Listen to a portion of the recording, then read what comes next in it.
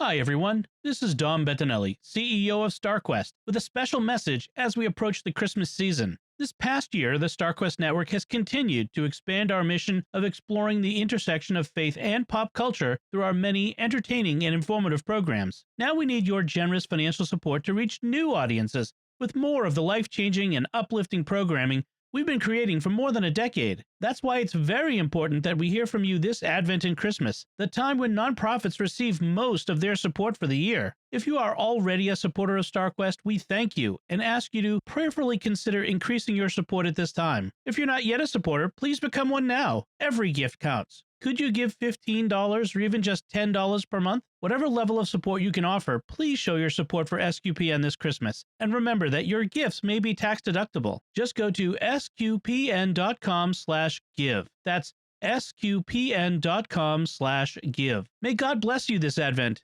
and may you have a blessed Christmas season. You're listening to The Secrets of Movies and TV Shows.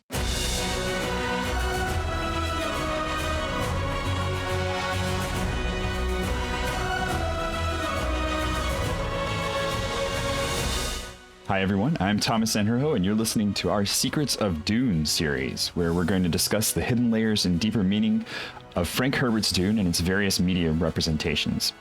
Joining me on the panel here today is Jack Baruzzini. Hi, Jack. Hey, Thomas. It's good to have you. And we finally get to discuss the Denis Villeneuve movie. And yes, man, do we have some thoughts. I think it was funny. I'm very looking forward to this. Yeah, we were sitting here like starting to talk about it before we could get the podcast started. It's like, wait, let's record because we don't want to talk too much about it before we get into it. So I don't know about you, Jack, but I've been trying to avoid talking about it with anybody other than my son, who's the one that went to see it with me.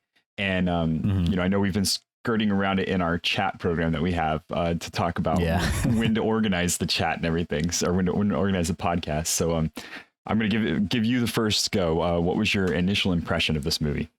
I'm going to say it exceeded my expectations of what I was looking for.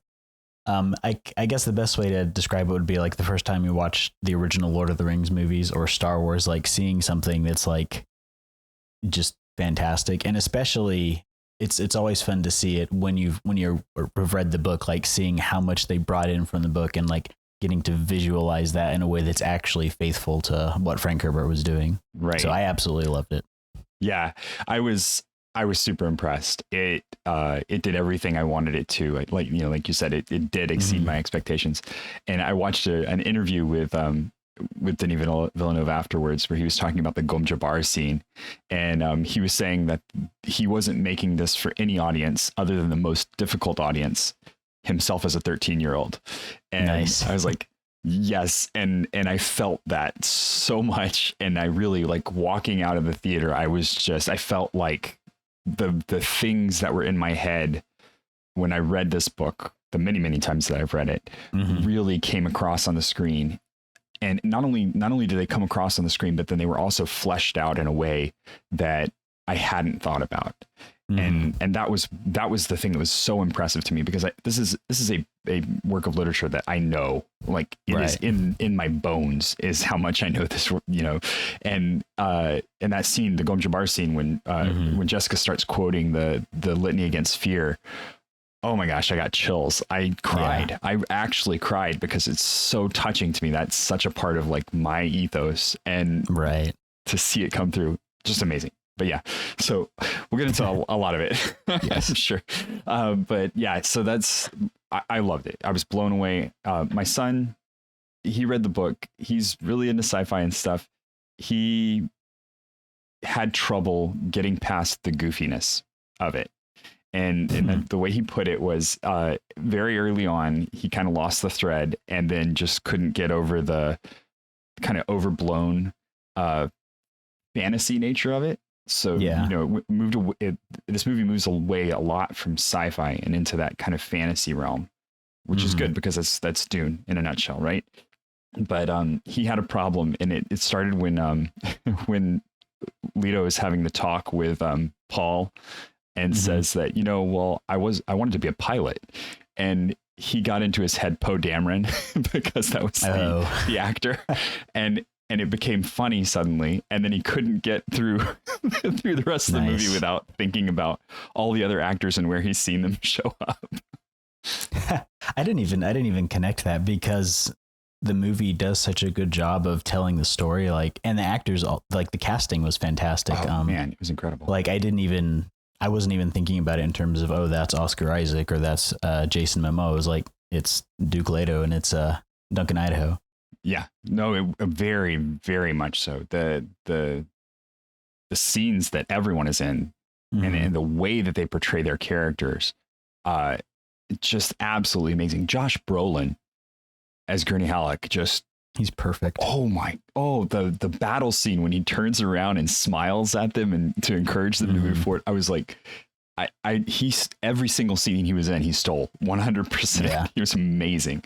But yeah, that was, so let's go into that. Let's talk about the cast and the characters. Cause that's, I think that's the thing that's going to get a lot of people to go see this movie, who might not know the source material very well, or may have only been exposed to the 1984, David Lynch film and go like, what are we in for here? So we have big names. We have Oscar Isaac.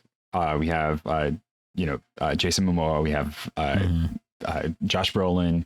Zendaya's in it, which is kind of an odd but very good choice. So yeah. And then a lot of like really classic actors too, and that's actors that are not such big names but are really truly great actors or in foreign films. And so that was really neat to see.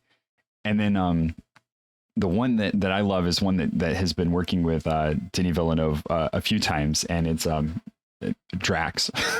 from Guardians of the Galaxy. Yeah. Dave Bautista is in it, and he's such a great figure because, like, I think people peg him as Drax, but then he's got some amazing acting chops. Yeah, and that's actually something that I saw in an interview with him. He was talking about he was really glad to be able to play Raban in this because he feels like everyone sees him just as the comedic relief character from Guardians of the Galaxy. So he was excited to actually be able to play not only a serious role, but like a sinister role. Right. Which is really like the opposite of Drax. Yeah, no, it was really, it's really good. And I thought he pulls it off very well, despite there not being a Fade Rautha, which not yet. Yeah. Concerning to me. I was like, wait a minute. There's a few scenes here that are missing. Yeah. It's going to be interesting to see how they do that moving forward. But I think it'll probably work out fine. I do like Stellan Skarsgård as the Baron was fantastic. That was great, and it was good to finally see him portrayed on screen where he's not like comical, because in both the 84 movie and in the miniseries he's laughable and over the top, and you can't take him seriously as a villain. Right. And even in the book, he comes across as more almost like a caricature in some parts, the way he's portrayed. And so I think that works fine for a book and like the style that the book is written in, but I think it's very hard to translate that to the screen and not have it just be comical. And I think that this movie did a fantastic job of like keeping all the signature things, about the Baron, like he's enormous and greedy and power hungry and all that, but making it actually feel sinister and not coming across cartoonish. Definitely. Yeah. And we had a long talk about the repulsor lift technology, because that was one of the things that bothered me about the 84 film was the floating Baron. Right. And I think you pinned it where it's like, it's the comical nature of it that moves you out of the movie. It like takes you out of the feel of the movie when you see him floating around. But in this one, it served a dual purpose, which I thought was really neat. First off, it's the repulsor lift tech is there because he's just so big that he can't carry himself around. But you notice that only the Sardaukar have that technology as well. And so it kind of sets the Baron into this realm of like, well, he's wealthy enough that he can afford as a luxury this technology that's used for the most elite warriors in the Empire. And that, it tells a story the way that it's put together, and that it wouldn't necessarily be able to tell if you just saw him, being lifted by it so that he could walk. Right. And he also uses it cinematically in a much more interesting way than it's ever been done in the other movies, is to like show like the Baron as like this imposing presence that's looming over everything. but not floating around doing backflips like he does in the David Lynch version. Yep. Yeah. And then in the scene where he escapes the poison was really well done. Like that, there was so much tension to it, and you felt the tension even in his own people of like, wow, this guy, I thought this guy was scary, but now I'm like truly like, I'm going to have nightmares about the fact that he can survive through this in the way that he has. So yeah, definitely an excellent choice. And then I think that I loved the way that he treated Leto in this as well, because it wasn't, I think in the book you get a feeling that he's removed from who Paul is in a way that can be harmful to the relationship they're supposed to have. And that's one thing that you can see that Denis Villeneuve took that chance on making sure that they had a very clear connection between the father and the son, and a father and son, not just Duke and heir kind of way. Right. Yeah. I liked that a lot. He gave him more humanity than he had in the book in terms of relating to his family, which I liked. I also, I really liked the bullfighting motif that they used. That was cool. Yeah. Bringing it back to that, the history of the family, and because they do talk about the bull a lot in the book. So yeah, I think the weakest character for me was the Dr. Yue character, but it's just there was so much, there were so many different people to focus on. It was hard to really dig deep into all of them.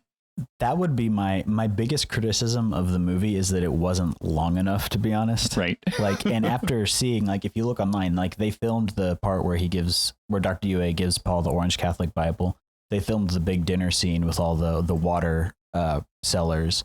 They even filmed, which was actually my biggest disappointment, was not seeing Gurney Halleck play as Balicet and sing. Right. I was really looking forward to that. But I guess they filmed all that and it got cut just for time. So I'm really hoping that when the movie comes out on DVD, we'll get those deleted scenes. Yes. I don't mind. 5 hours. Fine. Yeah. Go for it. Yeah. I'd be okay with that. I'm okay. I will watch 5 hours of that movie for sure. Yeah. There were a lot of things that were kind of glossed over or skipped. And it was, I totally understand for the time. And they did a very good job of telling the story that needed to be told. Right. So since we're talking about that, I think I have to give huge props to the start of the movie, because it starts out of order. And to me, that was perfect, because it reminded me, this is different. This is not the book. Look for what it is, not for what it's not. And it was such a great reminder to have right at the beginning that we're going to tell the story. We're going to be true to the story. We're going to tell the story, but we're going to tell it in a different way. And that was awesome. Yeah. It also, it did a good job, for as much as I felt like I kind of wanted more meat at the front end of the story, just because I knew all that stuff was actually out there from the deleted scenes. But it does a good job of telling the story in a way that people who are not familiar with the book are still able to pick up on it. Like my mother-in-law watched it with us, and she was not a particularly big fan of it. Science fiction and fantasy aren't really her thing, but she was able to follow the story and know what was going on without us having to like stop and be like, okay, these are who the Sardaukar are, etc. Like, she was able to pick up on the story and follow without any issues. So it does a good job of being a movie unto itself, where you don't have to read the book to understand the story. Right. And it can be really difficult, because I think one of the things about the story is that it's a gateway into this world. And if you haven't read it 20 times, there are a lot of things that you can, like, what is the Landsrat? It's mentioned all over the place, but they never really talk about what it is to flesh it out, so, why is there an empire? What is the deal with these people that are, warping space? You don't get all of that information. Even in the book, you don't really get all that information. You just kind of have to infer it. And we had an interesting moment with my wife where we watched the first Star Wars movie again recently for our Star Wars podcast that we do. And we got done watching it, and she turned around and she looked at me and she said, I feel like I appreciated this movie a lot more this time, because I actually know what's going on. Oh, nice. And I was like, excellent. All of my Star Wars nerdism is coming home to roost. Nice. Yay. But yeah, she really just never liked Star Wars at all. She just put up with it and has gotten more and more into it as the kids and I have gotten more and more into it. And so Nice. watching that first movie she felt it better this time. Nice.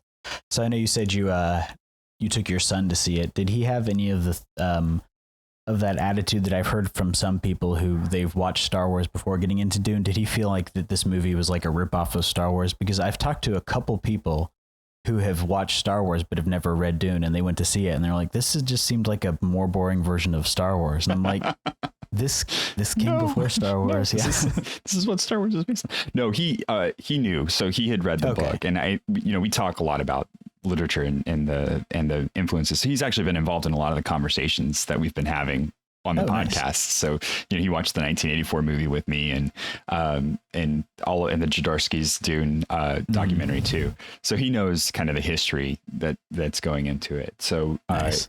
No, but I think he did feel the slowness of it, which is that's something I heard coming out of the theater too. And it was interesting because I heard some people talking about the different technologies that they saw on screen. And it was fun to hear people talking about the shielding technology and stuff. That it was either someone that had never been exposed to it before and they were trying to rationalize it with the person that they were with, or it was someone, I heard another conversation, so two conversations about that actually, that had read the book and was trying to fill in the gaps about, the nukes can't be used because, or the lasers can't be used because of the shields and they cause a nuclear explosion and all this kind of stuff. So it's interesting how much was left out of the movie too. And so it is very accessible, but I think there was a lot that was just for the sake of time and for the sake of not being able to explain things, you couldn't put on screen. I did also hear one criticism I've heard from like 4 people now who've seen the movie and who have not read the book was they're like, so I can take all the suspension of disbelief with the sci-fi technology and the worms and the spice and all that, but I cannot believe that 10,000 years in the future, even though it's actually 20,000 years, there's a character named Duncan Idaho. Like I've heard 4 people mention his name, and like it never really occurred to me, but I guess it's kind of out of place. I don't know. Well, that's always been my wife's big complaint about fantasy and sci-fi lit is that the names are so weird. So I don't know, maybe that's the one name she likes out of all. I mean, you got a character named Paul, right? Paul's your main character. Jessica is a very vanilla name for a sci-fi thing. Yeah, I think one of the things that stood out to me though was the absolutely beautiful technology. Yeah, the ship that the Reverend Mother arrives in with the first envoys when they're transferring it. It's a gigantic donut basically. Yeah, and then it opens up and it's carpeted, and that's not something you think about in science fiction, but like that's exactly what these kind of people would be using. Right.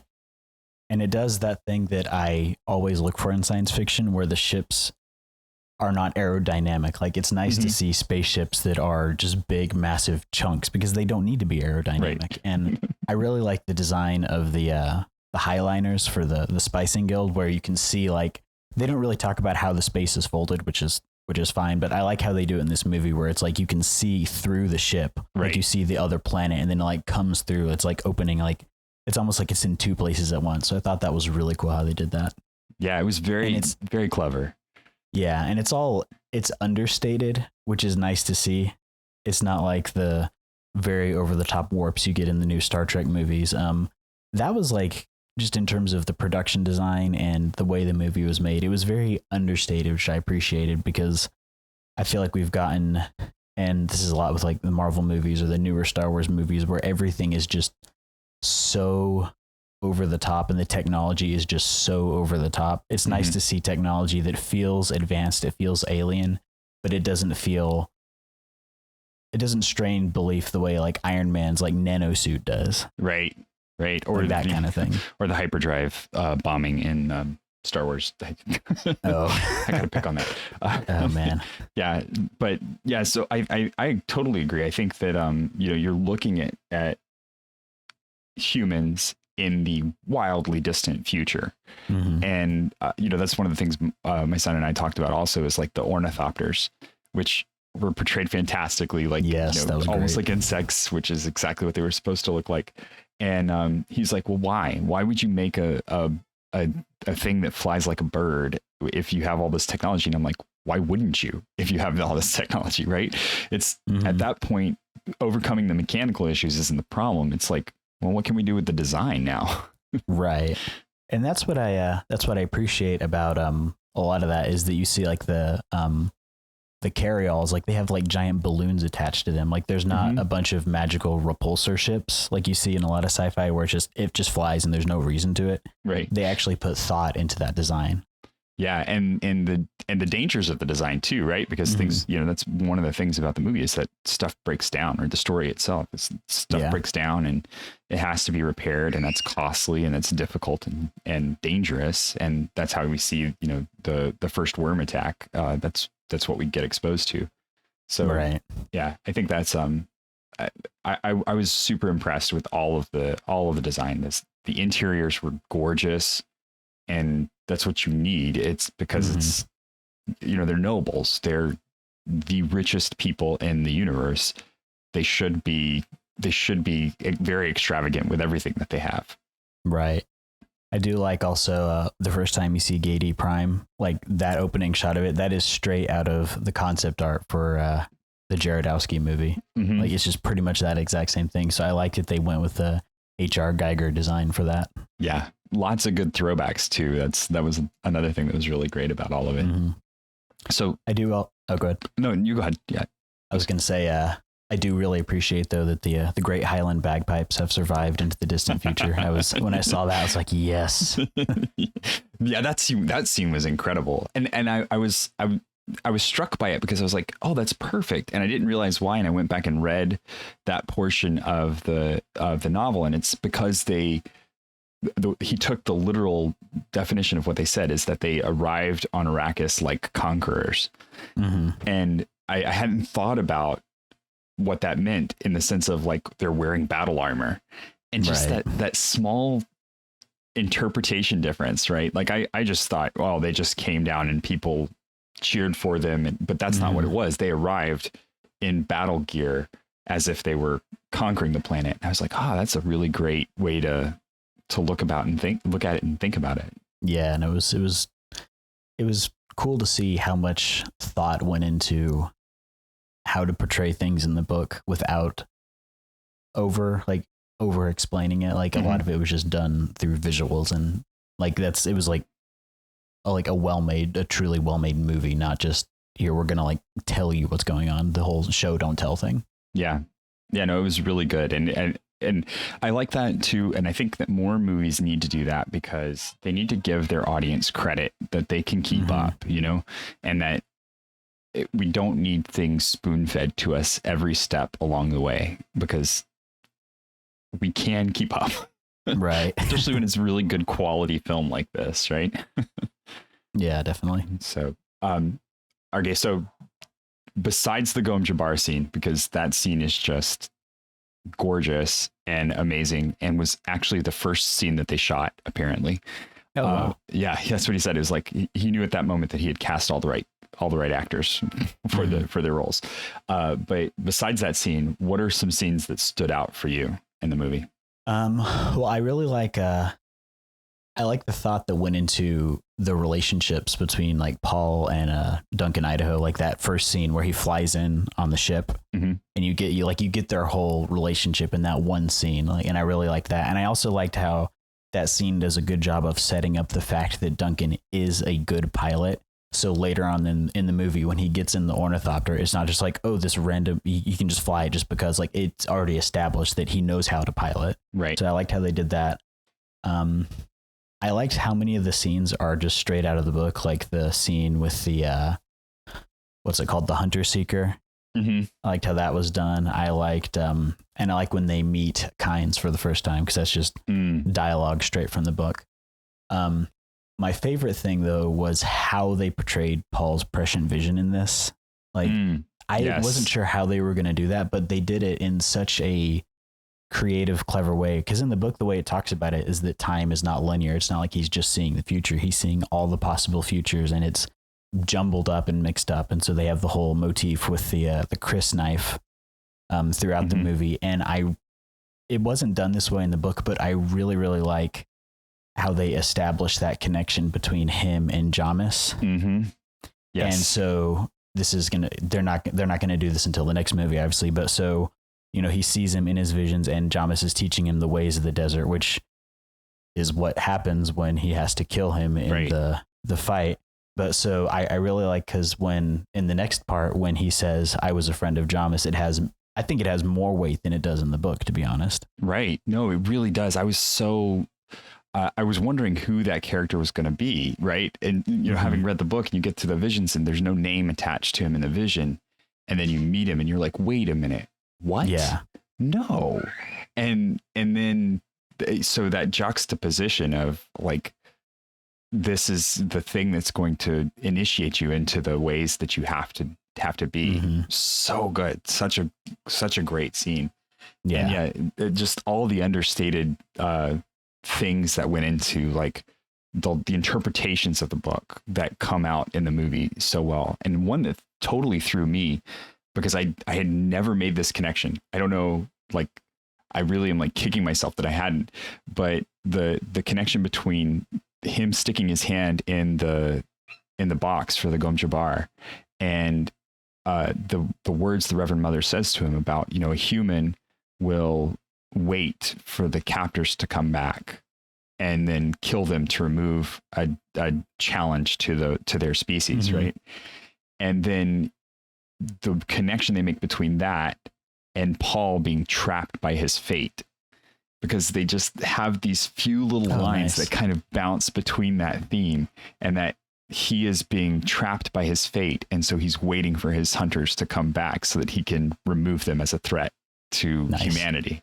And I was just like, oh my gosh, I had never made that connection, and it just popped out on the screen at me.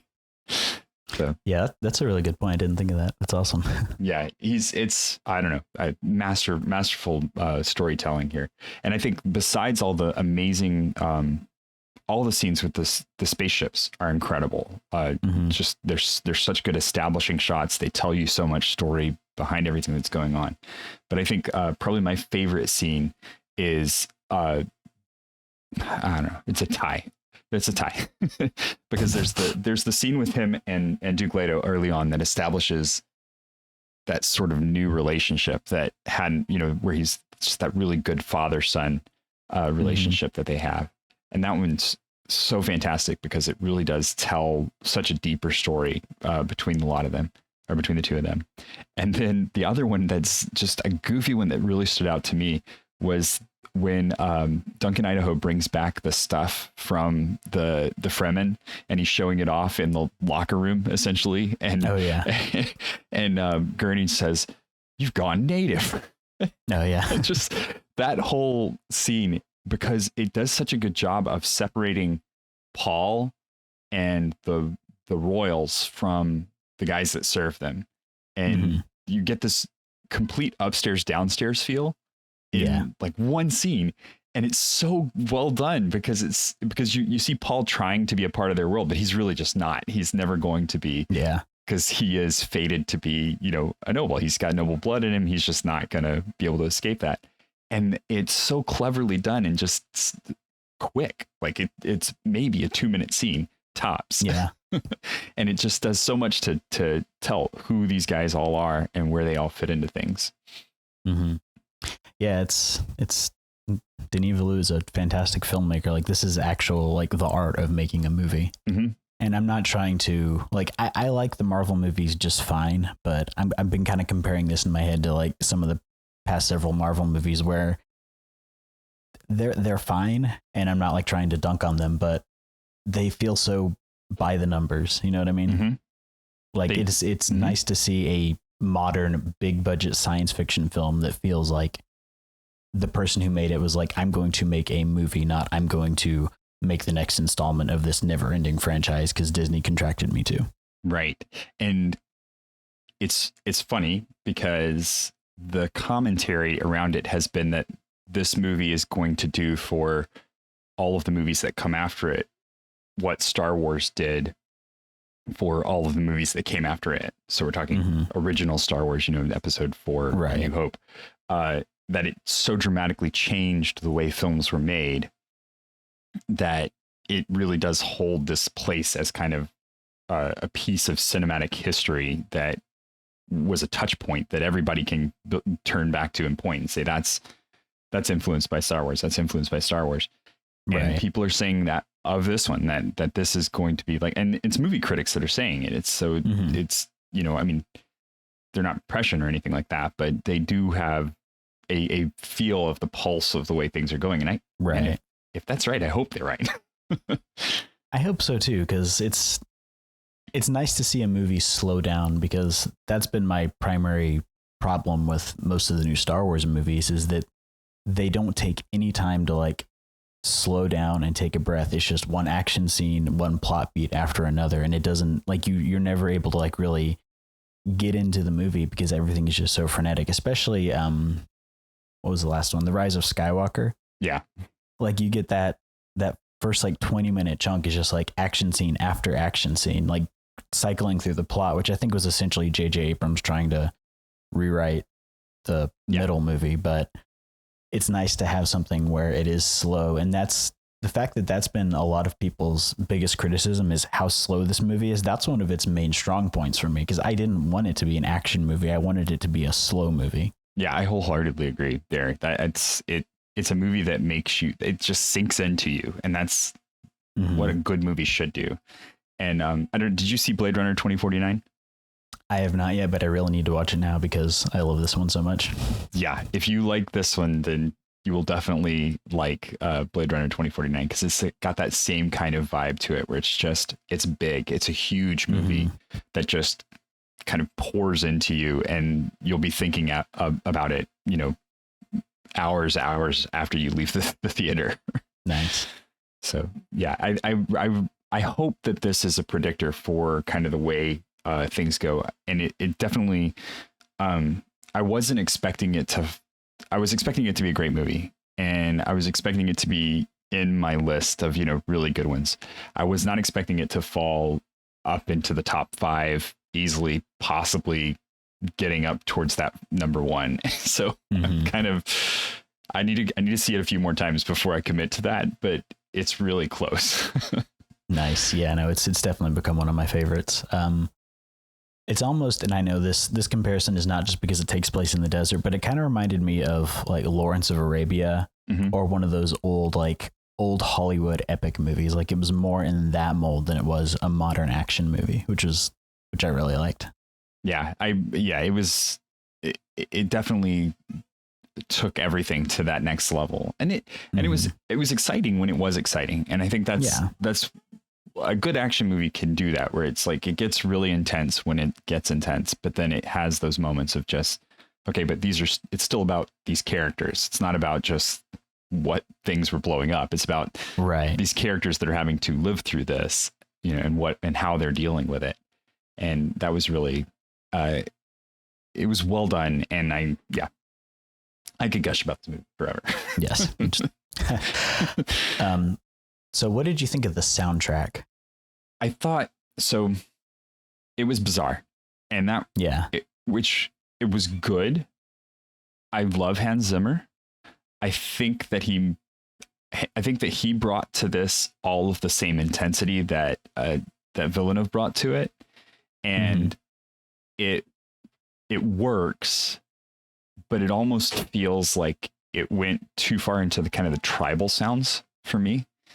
Yeah. Where you get a lot of that really raw vocal singing, and I never really thought of the Fremen as being that kind of people, right? They're very quiet people. Right. It felt more like, it almost felt like he was just going for like Middle Eastern Islamic like prayer call feel, which is fine, because there's obviously the Islamic influence on the Fremen culture, but I think the soundtrack would probably be my least favorite part of it, like, because it works fine in the context of the movie, but I've tried listening to it just on its own, and it's not something you can just sit down and listen to. Yeah, It's so atmospheric. Right. And it does tell the story. That's one of the things that this interview that when Villeneuve was talking about the Gom Jabbar scene, he talks about working closely with Hans Zimmer on the score and thinking about all of the different things that would go into the score and how the score really is part of the storytelling. And so, you don't get a separate soundtrack from it for sure. Yeah. Which I think is fine for the kind of movie it is. And it's also fun to see a sci-fi movie that doesn't fall back into, I think what they were consciously trying to do was not make it a big orchestral traditional score, because then it would feel like Star Wars. Right, exactly. And so you want to distance yourself from that kind of thing. Yeah. And it's hard too, because like I said, I think of the Fremen as a very quiet people. And so what would Fremen music sound like? Well, I don't really see that they would have music, And so that's kind of, it's difficult then to fill in that gap of like, okay, so what should the music sound like? Well, we're not going to have a soundtrack for this movie. That's not going to work. No. So, yeah. But I did like the bagpipes. The bagpipes were an excellent, very beautiful. I was very happy to see that. Okay. Ever since the old, or ever since Battlestar Galactica, I've been happy to see bagpipe mixed with sci-fi. Yes. It's a great sci-fi thing. The only thing more sci-fi would be the theremin, and that would be just weird. So yeah, thousands of theremin playing at the same time just doesn't sound as cool as thousands of bagpipes. Yep. So he divvied this movie up into 2 chunks, and I think they did a really good job. I'm a little worried with how much story is left, and there only being one more movie.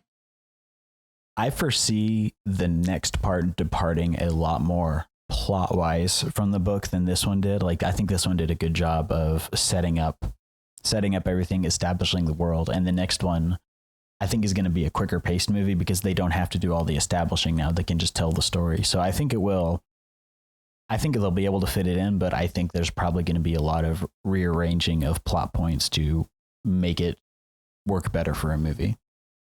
Okay, I could see that. Yeah, because I mean, you are getting into the heavier action portions of the book itself in the next segment. It's just a lot of the establishing who he is with the Fremen is going to be interesting. That's going to be a really kind of, I don't know. And I was intrigued about it too, because the book itself is divided into 3 parts. Right. And so I was wondering, why not just do, those 3 parts? And they really did keep pretty close to book 1. Like, it's not far into book 2 that they end up stopping this movie. Yeah. I know that Denis Villeneuve has said that he would like to do it as 3 parts. It sounds like it's just going to be 2, but I think that there's definitely enough material for 3 separate books or 3 separate movies. Yeah. One interesting thing that I've heard people talk about, I think I saw this on Reddit, was someone saying that they should combine the characters of Raban and Fade because Fade's not been established yet. And so establishing him in the next part might be a bit harder to bring him in and then have him die in the same movie. But I have seen that they're actually going to be casting that character. So that's not something that's going to happen, but it was an interesting idea. It'd be interesting to see Sting reprise the role. Yes, in the same outfit. Very much so. I don't know. Yeah, I'm not sure that's going to be, I think, the trickiest part to pull off, just because it's a kind of dramatic moment when Paul ends up fighting him in the end.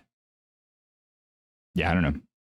Because there's almost like a Star Wars-ish. There is another to the Bene Gesserit. Like, well, right. We had this Kwisatz Haderach picked out, and Jessica tipped the scale. So he's almost like the evil Paul, basically. Right? That's exactly what it comes across as. And so I'm interested to see how they're going to establish that in a single movie, and then have it lead up to that kind of final confrontation between the 2 of them. Yeah. Although it might work to their benefit not to have had him so far, and then to just kind of give backstory chunks into it and okay, Paul's overcome just being the Duke's son and getting caught in this trap. Now he actually has an enemy that we see him coming up against, and that's what the second movie's all about. Yeah. I feel like that might be a good way to open the second part would be to introduce Fade at the very beginning, like have his fight in the arena.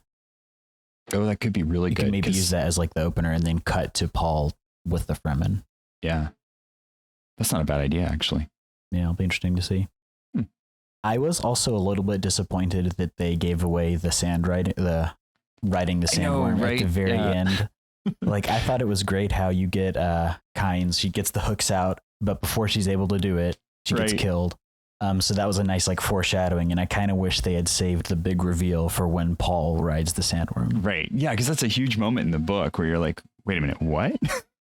Yeah. And then they take him out. Like, here's the big secret about the sandworms. It's like, oh, okay.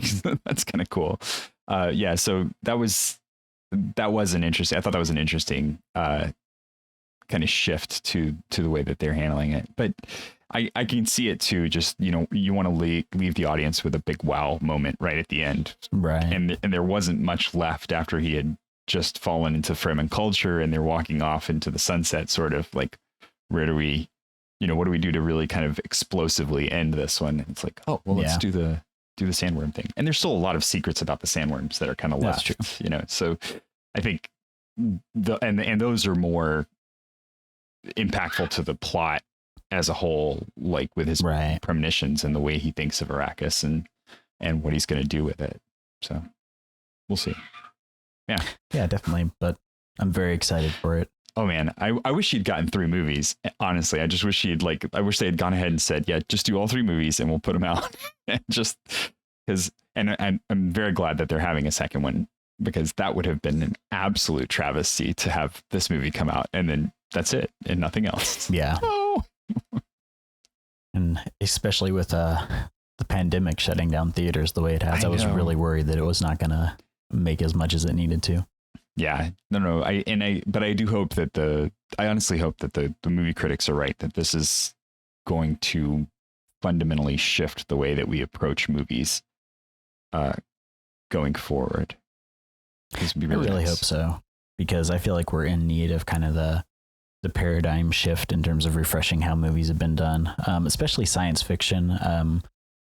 This is a bit of a tangent, but I've been trying to watch the Foundation TV show on Apple TV, and I think I've gotten through maybe episode 5, and it is interminably boring, and it just feels very, very like generic sci-fi. Like there's nothing interesting about it. All the visuals, like it's a well-made show and it looks good, but it just feels like you could have slapped any name on this and you didn't have to call it Foundation. You could have made up any name for it because it's just a generic sci-fi. Yeah.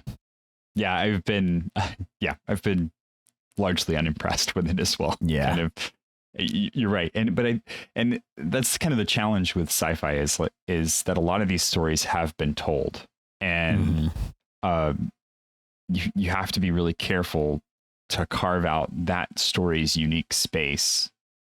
Because Foundation is its own thing and it has a lot of merit on its own. And I think that it feels kind of with the show like what they've lost is the thread of the fact that the entire science fiction in that series is built around a lie. Yeah.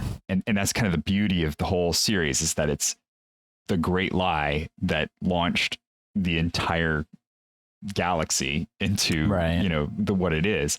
And if you remove that, or if you stray too far from that and just get into the wonder of everything, then the themes kind of fall apart. So a lot of the other themes in this series fall apart too.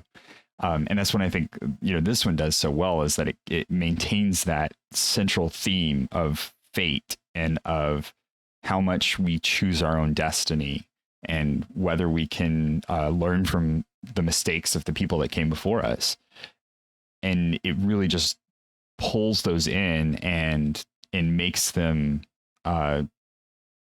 just visually stunning and interesting, and keeps the characters at the forefront, which is really hard in sci-fi sometimes, but very important. Right.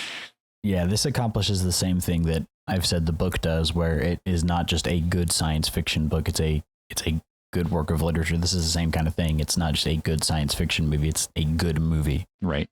Very much so. Yeah. And that's why I think it's challenging my number one favorite movie of all time is Thin Red Line, which is a war movie, but is a great movie that just happens to be about war.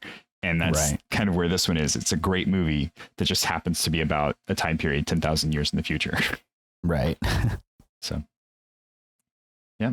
All right. Anything else from you? Final thoughts? No, I'm just very pleased with it and cannot wait for the second one to come out. Yeah, I'm super excited. I'm counting down the days. I'm like, yes, come on. I need to go see it in the theaters again. I only saw it the one time, and I'm itching to go see it again. I just haven't had space to be able to go do it yet. Yeah, definitely. Did you see it on IMAX or? Yeah, I actually saw it twice in the theaters, IMAX both times, because it's the kind of movie that needs that. And then I watched it one additional time on HBO. Oh, okay, cool. Yeah, I haven't seen it on the small screen yet, but I'd be intrigued at that because we have gotten our TV set up to do HD display, and man, watching the original Star Wars in HD, which my wife lovingly calls Hallmark Vision. It makes everything kind of feel like a Hallmark movie, right? And watching the original Star Wars in that was very intriguing. It very, very much changes the way you think about the movie. But it's cool because it actually holds up, which was really interesting. And a lot of the computer graphics movies do not. Like once you get into that HD realm. That's the problem I've had with all of the remastered Star Trek TV shows is that I remember in my head in the 90s on the tiny little tube TV in standard definition, it looked great. And then all of a sudden you can see every single seam. You can see the screws that they use to put the ship together. Right. And it's like, oh, this is a TV show set. Right. That's when it's bad, is when you feel like they're on a TV show set and you're like, nope, can't do this anymore. Got to suspend the disbelief. All right. Well, that's it from us. What did you think about the 2021 movie Dune? Be sure to email us or comment on our Facebook or Twitter page and let us know. You can email us any feedback by finding StarQuest on Facebook at facebook.com/StarQuestMedia and on Twitter at SQPN. We'd love to take a moment to thank our patrons who make it possible for us to create the Secrets of Movies and TV, especially Tim L., Michael M., Jesse K., Megan F., and Patrick W. Their generous donations and those of everyone at sqpn.com/give make it possible for us to continue the Secrets of Movies and TV and all the shows here at StarQuest. You can join them by visiting sqpn.com/give. Also, be sure to subscribe to the show on Apple Podcasts, Google Play, Stitcher, TuneIn, Spotify, iHeartRadio, or on the SQPN YouTube channel. And make sure to ring the bell there so that you get updates when we have another episode. To find previous episodes of Secrets of Movies and TV Shows, please visit sqpn.com/secrets of movies and TV shows. And Jack, I just got a graphic novelization of Dune for my 12-year-old who's a reluctant reader. So I think, honestly, we could cover it again in the meantime while we're waiting for this next movie to come out. Hopefully not too many years from now. But we got all the sequels too. Yeah. But if you get a chance to find it, it's really good. It's a great graphic novel, so I definitely recommend it. And maybe that'll be the next one we do. All right, everyone, thanks for joining, and thanks, Jack, for geeking out with me over this movie. Thanks. It's good to be here. Once again, I'm Thomas Sanjurjo. Thank you for listening to The Secrets of Movies and TV on StarQuest.